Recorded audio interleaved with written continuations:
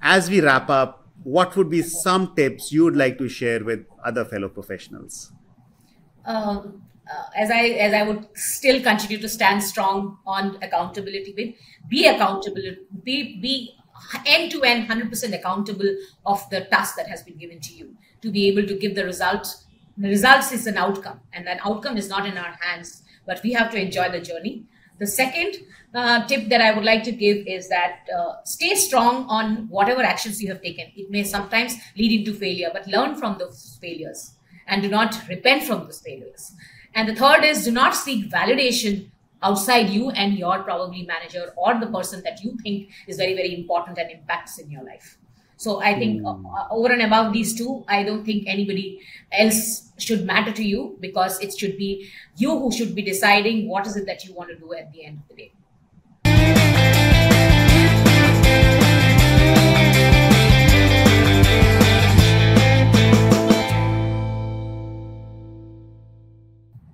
Hi, this is Vivek, and welcome to another episode of The Angry Coach. Today, I am extremely privileged to have Pranamika along with us. Pranamika is the head of learning and development at Daimler Trucks Asia.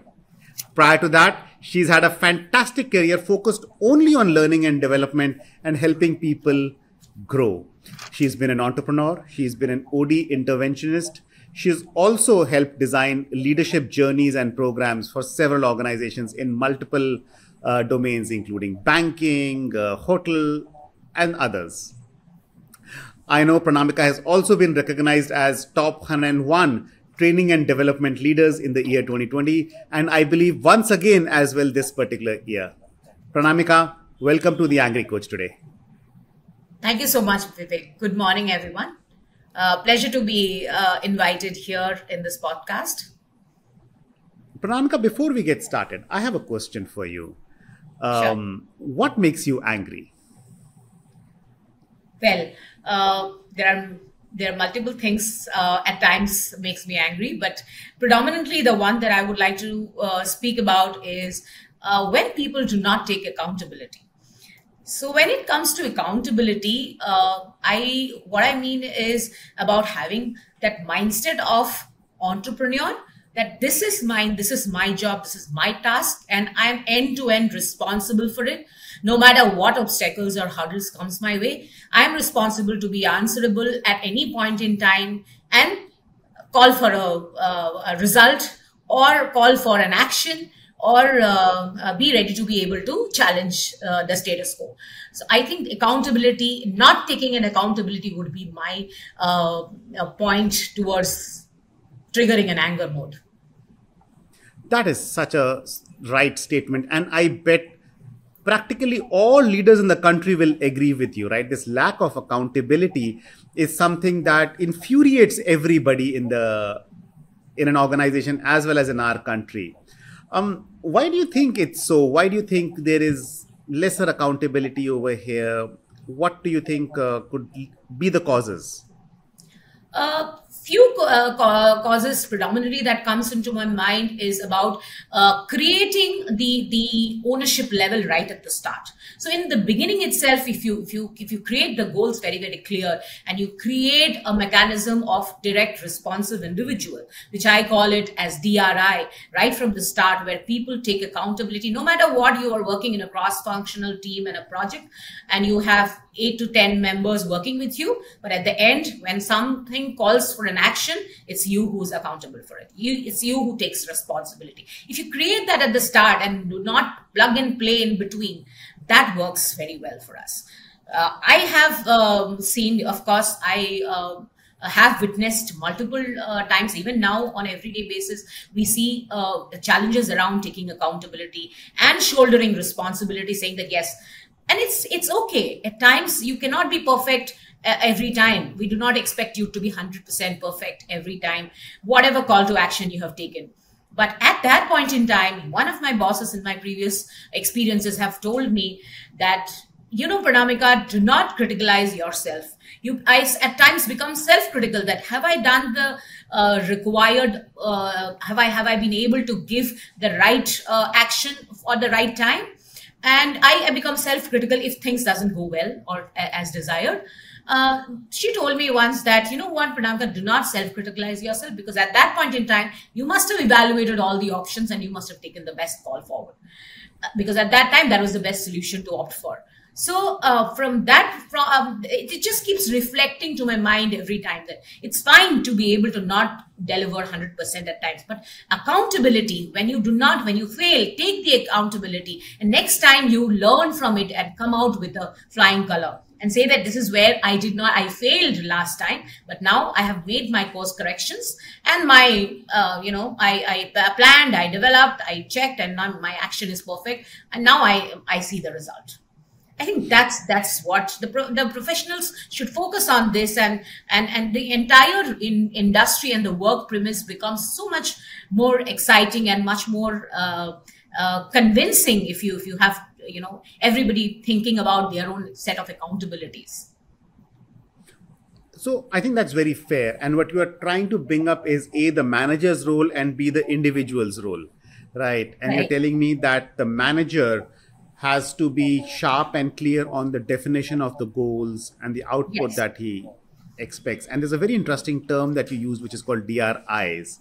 Yes. And you also mentioned that as an individual, I've got to push my way up. I've got to understand from my failures and just keep asking what am I accountable for, and make sure that I keep delivering to that element. Let me come to the individual in a bit, but I'd love to pick your brains on the manager front, right?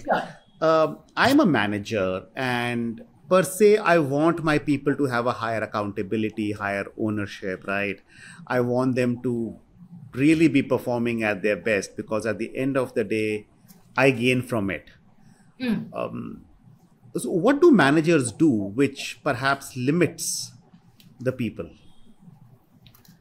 Probably at times what happens, see, everybody talks about decentralization in today's state. Everybody wants to decentralize their set of instructions. But you also have to, as a manager, you have to ensure when I'm decentralizing and I'm opting a leadership style which is more delegational in nature, are my people or are my team members are capable enough to be able to shoulder that responsibility in terms of capability, in terms of understanding, in terms of executing, and also in terms of be able to have that convincing factor, which is more ability, I would say, more willingness, I would say, because sometimes some tasks become mundane out of practice and out of experience. We have mastered that task, but however, it becomes a little mundane to me now of late, because I'm doing the same thing again and again. So what do? I may have the high ability here, but I may not have the willingness to do this. So even if you do not have the willingness, you have to make sure that that task is given to the right person. If you're giving it, you have to ensure that willingness is also equivalently being discussed and being confirmed, and then you give the task. And that's where you create that that crispness in the goal setting, saying that these are the responsible areas, and this is what, and this is the person. So I have 8 team members, each of them have got very clear, crisp directions what they have to embark on. So it is so both in terms of the ability and in terms of the willingness. So you first measure the skill level of a person. Is this person even capable of it? Yes. For example, is my person a person who needs to be given instructional based activities, or should my person A be given, let's say, wide exploratory kind of activities, which is what does a person thrive on, and some kind of a dialogue with that individual will help as to what do they want, do they have the skill. And the second term was a very, very interesting one, and dare say I don't think anybody, at least whom I know, focuses too much on that, and which is the willingness of a person.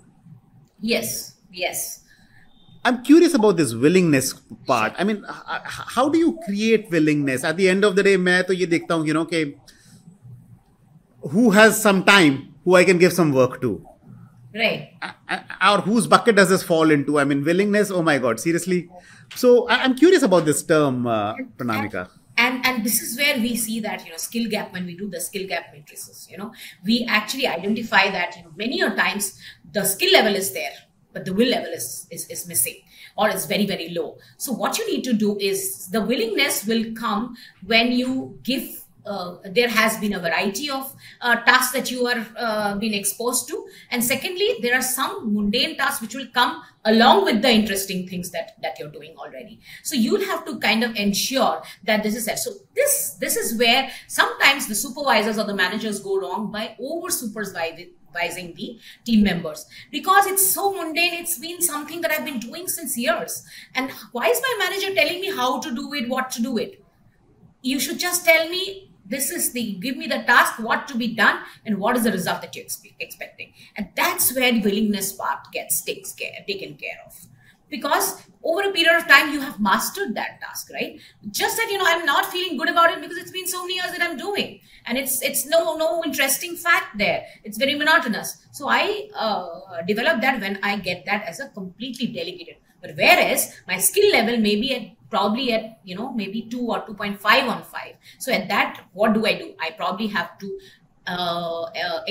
probably I would expect my manager to be more directional, to be more coaching, and I haven't got to the level of maturity where my manager expected to give me a delegation on a task and ask for the result. But yes, I would like to give. I like to be touched upon wherever I hope, Vivek, you're good.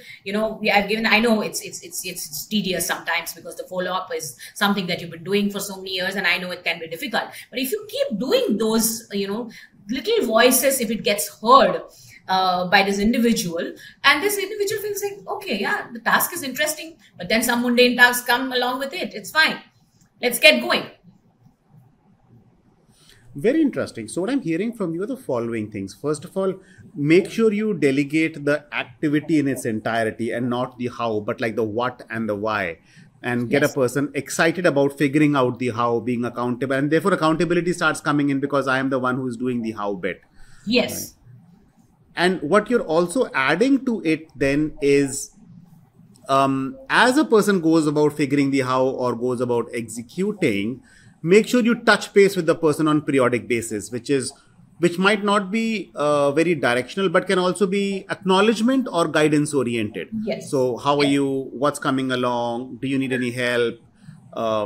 And often and so what on happens, and so Vivek, this one point, I recently was in one of the programs, and that's where I actually it was a self-reflection for me, that what happens is often what we do is we become prescriptive. We assume that, he must be going through this. Okay, why not ask him? Why don't ask the person who's going through the problem about the solution? Why should we give the solution ourselves? This is where we stop, or we become a hurdle for a person to think. So this is where the person thinks and say that, what, everything is fine. This particular person, I'm just not able to get the work done. Maybe because of some previous experiences or whatever. There's some thing that is not striking well with this guy. Probably it's not working. So why not that come from him rather than just giving a prescriptive solution that, what, follow up is boring. It's monotonous. Just keep doing it. So we tend to do this. That's what I think helped me realize at that time that, probably I often do this. I assume that, this might be the challenge area that he is having. Why not ask him and get the right problem statement defined and accordingly work together for a solution? So in the business of work, we end up assuming and therefore stating, whereas we perhaps don't engage in a right dialogue. What is going on? Yes. How are you? What do you think should be done? So Yes. we get very quickly into the answers, aisa karo, aisa karo, Absolutely. versus just Yes, because what happens is we always have the time factor running behind with us. So I don't blame the managers, but then that the time factor, the tat is running around, right? So I know the deliverables are there, and hence I have to get the work done. So we become very, very prescriptive because answers are there, available with us. So we just ask him to opt for one.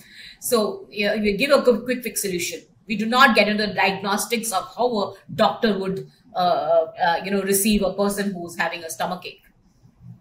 You find out all the problems, you give the right medicine, and then you say you can follow up after a week. That's a very interesting analogy of a doctor and a manager. So you're saying that versus trying to just be prescriptive about everything or the tasks to be done. First, just diagnose where the person is getting stuck and help the Yes. person kind of get his answers, Yes. which to a certain extent is also a coaching culture, so to speak of, wherein you want Absolutely. to make sure that people Yes. want to get an answer. Yeah. Perhaps the manager himself or herself is also a victim of exactly the same thing coming from their bosses, right? Who are also Yes, being yes, absolutely. prescriptive It's a and chain directive. reaction. It's a It's a chain change reaction. reaction. Yes. So, but what happens is what gets stopped is what I get, what I receive is what I create a climate for my team, right? And the climate keeps and that climate over a period of time, if it's exercised regularly in the same fashion, over a period of time, it turns into a culture. Then everybody opts for the same methodology, right? So this is what I feel is what leads into not taking the accountability. And I think it's a 50-50 game of both the manager as well as the person concerned, the team member, to build that concept of having a accountable relationships. Very fair point. Now, this is a great thing about manager, and there's a very interesting term that we kind of delved into, which is the culture of an organization and the way it drives it. But I'll come to that in a bit. Let me draw you to the individual, because that's where you're leading us on. If I am an individual, I am joining an organization. How do I let my people know that I want to be accountable for my work? That I'd like ownership of my task? I mean, how do I communicate this? How do I let people know that I'm a good guy? Every time I create a monitoring practice, I create say, okay, I ask for reviews, not immediate review and feedback, but then at a timely review would help. And create every time you showcase what you've done, and you be vulnerable to share what has not gone well, and take feedback and start working again, and then present the final one. That brings saying that, okay, this person is very, very open to feedback, and he is the one who do not come at the end moment when the tat is there, it's high, and we are only short of 1 day to delivery. And that's the time when this person comes with a disruptive behavior, saying that, what, my resources were not there, I had a team attrition, I had this and that, and hence my project did not get completed, and I cannot deliver tomorrow. That's where accountability gets lost here. So if you build that progress of review and reprimand at times, at a periodic intervals, and you, even if you assess, or even if you assume that or anticipate that the delivery is on 15 days, but I see 10 days from now we have the delivery date, and I don't see it's coming to a closure, so you buy a little more time. Everybody does that. It does not have to be perfect every time. It's okay. It's okay to, extend your timelines a bit. But what it requires is to be able to inform and communicate that in such a way that everybody is game into it. Everybody knows what's happening. It's completely aligned. And, if I have to talk about it, we as an organization, we have this very, very strongly. We align with our peers very, very strongly if we are in a cross-functional team. And if it is a functional project, it's, right from the top to the first man in the function will be aware of each and every task that is happening. They will know some certain things. It won't be hidden anything. So what happens is that, first man knows the date of delivery, and the last man also is aware what is happening. Very interesting. Everybody is talking the same language. So you're saying, in a way, the organization is structured such that there are few called out priorities, and everybody aligns themselves to those priorities. And yes, as an individual, I am very clear of what I need from my cross-functional teams, and vice versa. And this allows everybody to march at the same beat or the same tone. Yes, same pace. So that brings that standardization, if I may call it, and the thought processes are also unidirectional. Correct. For an organization which is stable and in a line of business which is stable, it might still work. What about where an organization is witnessing huge churn and change in their sector? For example, the earlier thought through chains of command, lines, etc. have suddenly been disrupted. Now they are, we'll have to reimagine our business, so on and so forth. If you were in such a sector and people suddenly get disrupted, how would an individual go about showing that he's a good guy? Yeah. It's a very interesting point, and also puts me into a thought actually, because I understand, most of the it's easier said than done. When and I recently had witnessed one immersive speaking, for our leadership with one of the very very innovative two-wheeler company. Okay, so they shared their experiences. What happens to an organization which is a startup, scrunched budget, limited resources, everybody is doing everything, and highly executional. How do we actually do innovation there? Even so I'm picking some threads from there. So I saw that we actually felt that it's so much more that we can do as a set organization, because in an organization or in a setup where things are so lucid and so ambiguous, how do we actually still go through that? And that's where they said that the agile mindset and no what do you call, no metrics of account. Here they use the word hierarchy. No metrics of hierarchy we only use the thread of innovation. Who's it that is bringing that new idea into place? And all of us, and very very strongly, they said we used to follow the six thinking hats, and we said how do we go unilateral? Everybody will have ideas in a startup, right? Everybody is agile, and everybody is very very active and very very abreast with the market. So what they will do is they will bring in ideas, but then it doesn't work in an environment like this, where we are working towards disruption, and everything is limited with us, and still we want to innovate. How do we do that? Then we completely use this, and where everybody becomes unidirectional in their thought, and they become inclusive and say that yes, this is what it's a group thought, this is a group think. We come back and we present this. Whereas this idea has actually been it's a conclusive of the entire group who had diverged ideas in the beginning. I agree.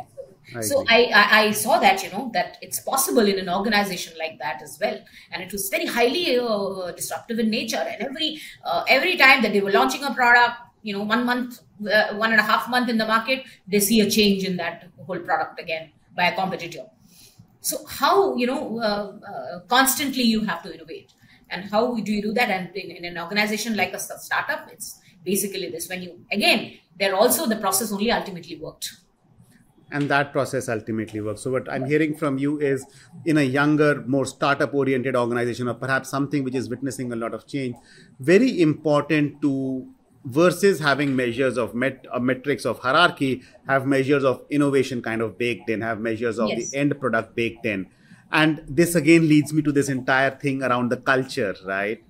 Pranamika, you have been at the heart of a lot of learning interventions, and a lot of them, I'm sure, are focused on building a kind of culture in the organization.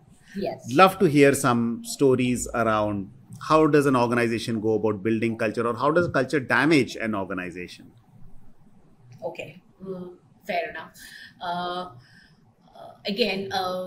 My first example or analogy would be about the alignment. The first thing is the alignment, which actually over a period of time translates into a culture, that everybody in the organization follows the same rhythm of aligning everyone. So, for example, if I may give you an example, let's say we had a young talent program which was running from multiple years, and we wanted to go through a change because our numbers have become very, very large in nature, and we wanted to, and then varied experiences were coming in, not like typical only engineers. So then we created a two different line of intervention for them, considering their needs and the themes put together. So we had to, and it was just a young talent program, but we had a presentation to be done in the top management. The top management had to agree, and we percolated it down. Now everybody in the organization is aware of the new methodology that is going to come up for the new young talent program. So that is, for me, that's the biggest example of building a culture. So you're saying the program and its sponsorship by the senior leaders, their investment of time into this talent, builds the right culture. Is that correct? Correct. Yes, and every time the sponsor also is involved in the entire, whatever, whether it is a 6 months journey, 8 months journey, year long journey. The sponsor is, a sponsor does a session for them. Sponsor keeps talking to them. There's a coaching session with them, some networking session with them. Anything can be possible, but the sponsors are aligned to the whole the gamut of the process. He's not involved in every step, but he knows what's happening. Right. No, it's not happening. So he knows, the sponsor knows that, okay, fine, these 70 people are coming and this is what they're going through. These are the projects that you're embarking on. And in say 10 months to a year, I will get the full baked cake. That's very interesting. What are some examples of toxic cultures that you have seen? What are some examples of cultures which have destroyed an organization? Yes. I see. So again, from experience and also from experience from the peers and what I hear from my friends in the industry, a toxic culture would be very, very impactful to you if you really, really have I say if you have your high emotional intelligence. It's very, very, and you're self-aware. I think you're able to delve your path well. But if at all you're any point in time, you're very highly emotional and you get stuck with, emotional outbursts and things like that, a toxic culture can really, really be a hurdle for you to progress further. And one such example I see in one of the organizations, one of the manager, when he left, and then, when he left, the entire team also kind of vacuumed up. Okay, so entire team became like only one or two people, running around in the function. And then there is no leader. There's a doubt of a leader. Now, when this leader comes, okay, so now the same thing is happening, right? Because this leader went and the leader over a period of time in 2 to 3 months, everybody, followed the person. Now the new leader came in. Comes with the entire bandwagon of her previous this thing. So now these two individuals who were left, who were inherited by this new manager, has gone through a huge turmoil. And these two people suffered like big time because they were not able to align. Okay, over a period of time, you kind of, then, it was all kinds of challenges that the person, they wanted to do an internal transfer and this and that. I have experienced this multiple times. But at the same time, I would say that what professionals should do is that they should build their highly emotional, the emotional intelligence has to be built. And that's, as you grow, emotional intelligence becomes very, very imperative for one to display as well as for your own self-growth, and being self-aware every time and practice that mindfulness. Take a deep breath, whatever works for you. I'm not giving a solution here, but whatever works for you, think about it. Okay, what is it that I can just respond differently? Even if you start with that, do I have to respond this way or can I respond differently? So even if you think that way, you'll be able to, even manage the toxic culture is what I feel.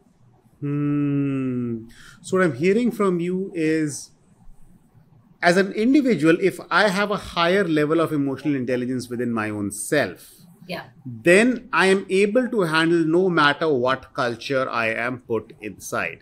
Absolutely. Correct? Because that doesn't percolate inside me. It becomes, it doesn't affect me so much.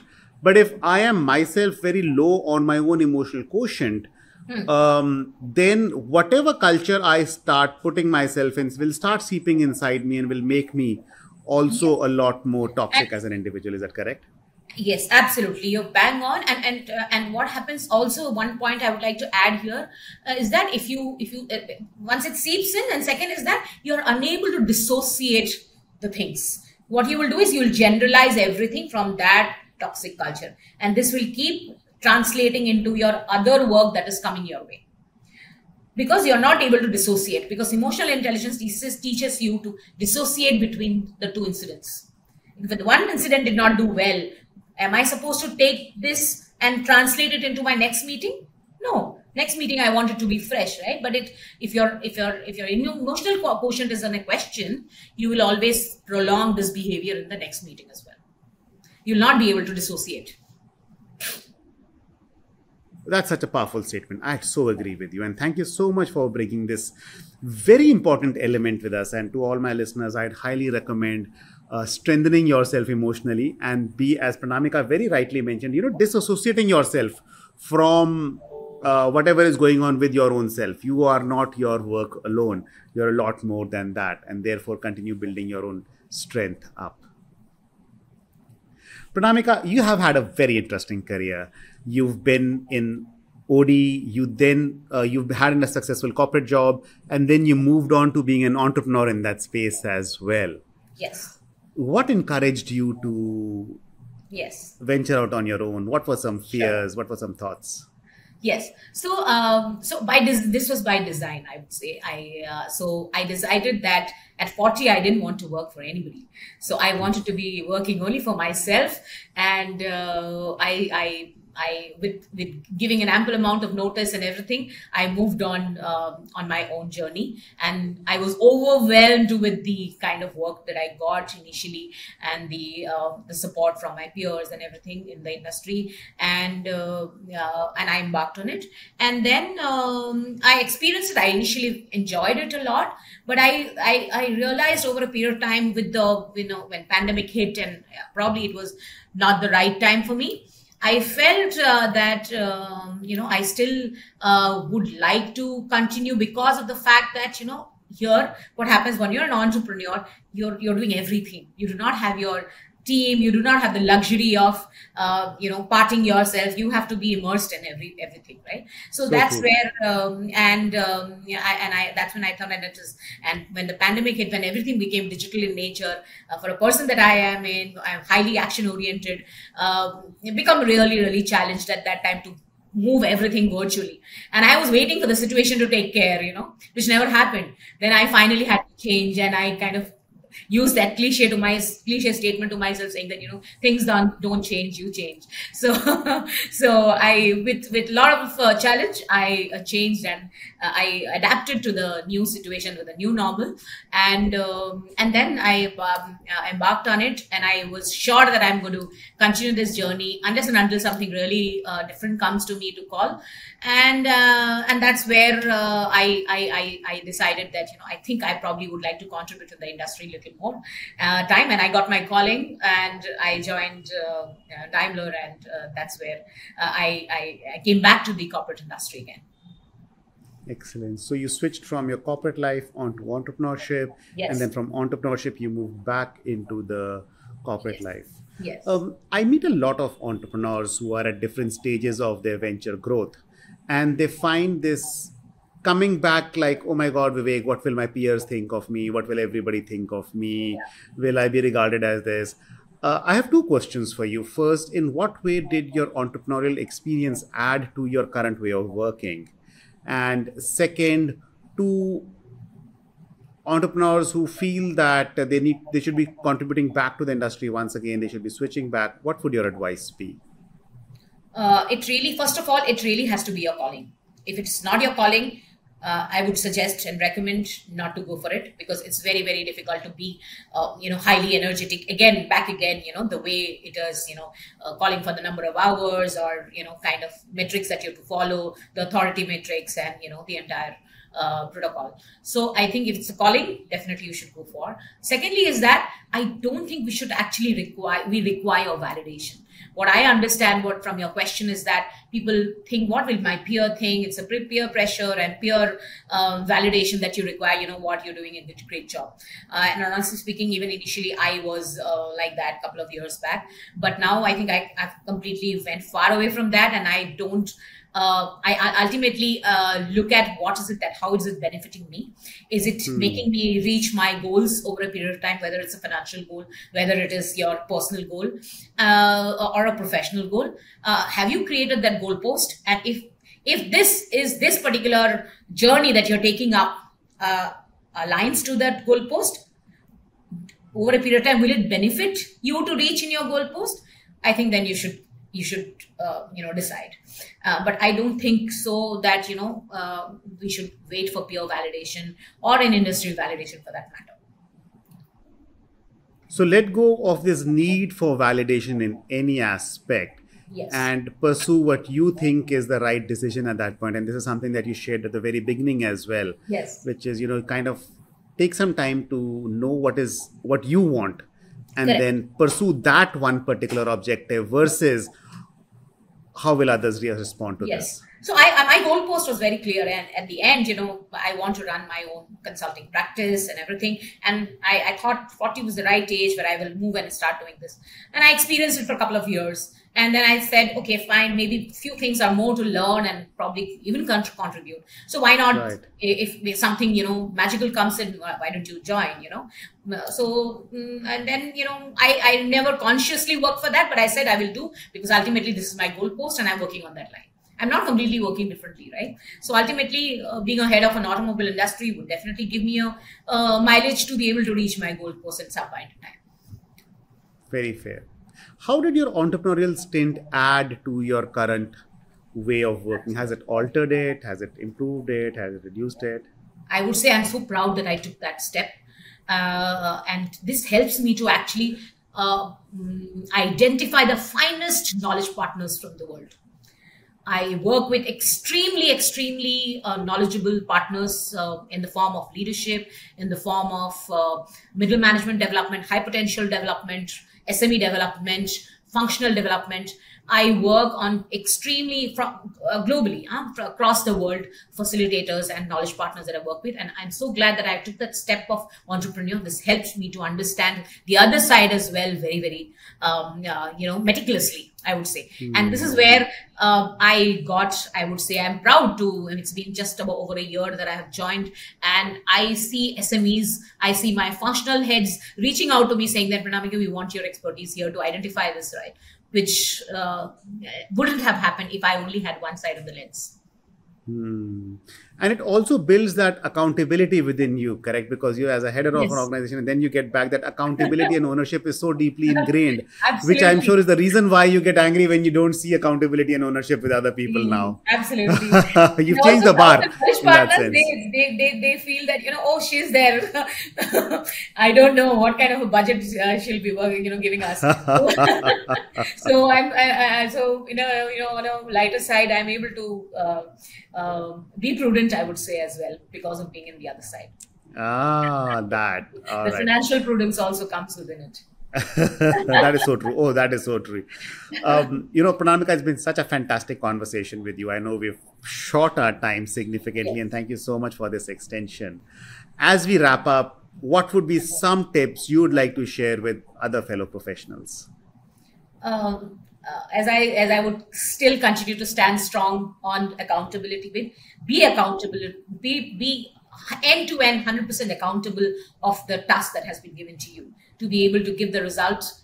The results is an outcome, and that outcome is not in our hands, but we have to enjoy the journey. The second tip that I would like to give is that stay strong on whatever actions you have taken. It may sometimes lead into failure, but learn from those failures and do not repent from those failures. And the third is, do not seek validation outside you and your probably manager or the person that you think is very important and impacts in your life. So I think over and above these two, I don't think anybody else should matter to you, because it should be you who should be deciding what is it that you want to do at the end of the day. So these are the 3 tips that I would like to leave you all with. My God, what fantastic tip. So be accountable, learn from your failures, and third, don't seek external validation significantly. Talk to your manager, get feedback, and work upon that in a good way. Yes. Pranamika, for your time and sharing these thoughts. Thank you so much. I must say, I loved hearing you. I loved being a part of this conversation with you. Very grateful to have you on the Angry Coach. Thank you so much, Vivek. It was wonderful chatting with you, and wish everyone all the best. Cheers. Bye-bye. Thank you. Bye.